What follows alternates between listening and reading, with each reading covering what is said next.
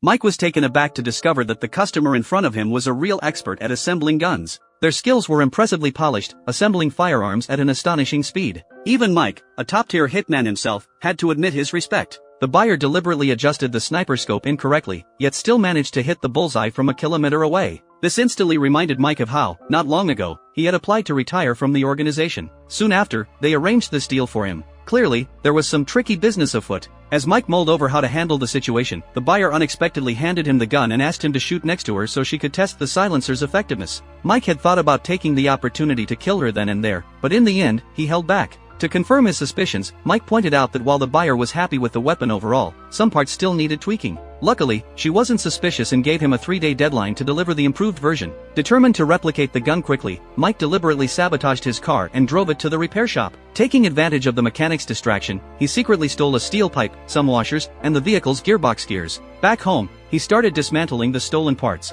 He planned to craft a remarkably realistic gun from what seemed like useless scrap, making subtle modifications to every component. The critical step was filing down the bullet heads, drilling tiny holes in them, and carefully dripping in a few drops of mercury. These specially crafted bullets wouldn't need to hit vital organs, the mercury poison inside would kill instantly. 3 days later, the deal went ahead as planned. After the transaction, the buyer drove off, leaving the town behind. But Mike soon noticed some unfamiliar faces appearing nearby, their dark looks setting off alarm bells in his mind. After a sleepless night thinking things over, he called his girlfriend to prepare to lay low for a while. To avoid being tracked, he threw his phone out the window. Not long after, he arrived at the meeting point. Just as they were about to leave, a sniper rifle locked onto them. It was the same buyer from before. The unexpected attack had begun. Hearing the noise, Mike quickly told his girlfriend to wait at their usual spot while he ran towards the source. He discovered the assassin was actually sent by his boss. Realizing his position was compromised, he made a swift decision to escape. Only a few steps away, he sensed someone following him. Acting on instinct, he turned and fired behind him. It was his boss.